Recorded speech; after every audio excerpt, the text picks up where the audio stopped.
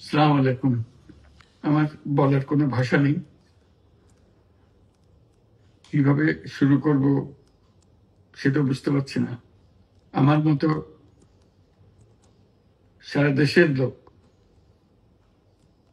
আজকে হতবাক। এরকম একটা কাণ্ড হতে পারে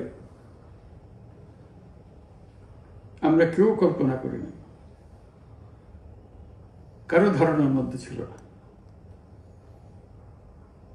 কিন্তু এই অবিশ্বাস্য জিনিস আমাদেরকে হঠাৎ করে গ্রহণ করতে হয়েছে। মাইলস্টোন স্কুল অ্যান্ড কলেজের যে দুর্ঘটনা, প্রশিক্ষণ বিমান বিধ্বস্ত হয়ে এই কচি শিশুদের উপরে ঝাঁপিয়ে পড়ল, আগুনে পুড়ে মরল। মা বাপদের আমরা কি জবাব দেব? কি বলবো তাদেরকে? আমরা নিজেদেরকে তো জবাব দিতে পারছি না। অজানা শিশুদের মুখ সবার চোখে ভেসে উঠছে। সারা জাতি হতভম্ব, বাক্রুদ্ধ, শোকাহত বললে খুব কম বলা হবে। এই দুর্ঘটনার রেশ এখনো কাটেনি। এখনো লাশ আসছে হাসপাতালে, এখনো হাসপাতালে মারা যাচ্ছে। মা বাবা এখনো খোঁজ নিচ্ছে আমার সন্তান কোথায়, তাকে আর কোনোদিন চেনা যাবে কিনা। যাদের লাশ দেখছি তার মধ্যে আমার সন্তান আছে কিনা পৃথক করার তো কোনো উপায় নেই। এরা আমাদের সবারই সন্তান, হঠাৎ করে চিরদিনের জন্য চলে গেল। আমরা অবশ্যই তদন্ত করব, তদন্তটা তারা ফিরে আসবে না। আমরা চিকিৎসার ব্যবস্থা করছি, সবাই ঝাঁপিয়ে পড়েছে। সকল হাসপাতাল, সকল মানুষ ছুটে আসছে। আমরা সবার কাছে অনুরোধ করছি, হাসপাতালে ভিড় করবেন না, কারণ যারা আহত তাদের জন্য এটা ভালো না।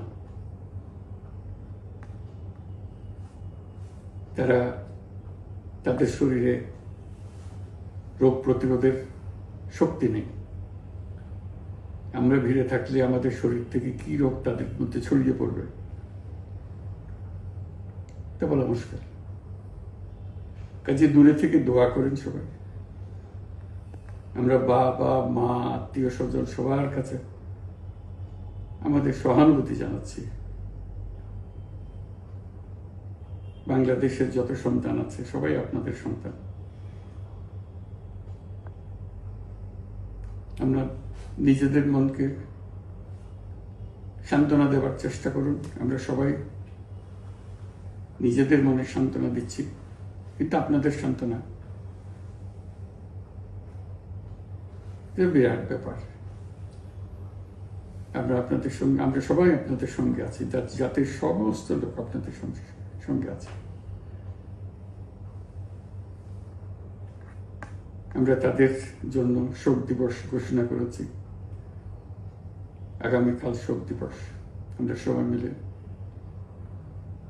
তাদের কথা স্মরণ করব, তাদের আত্মার শান্তি কামনা করব। আজকে থেকে সবাই তাদের আত্মার জন্য, তাদের রুহের জন্য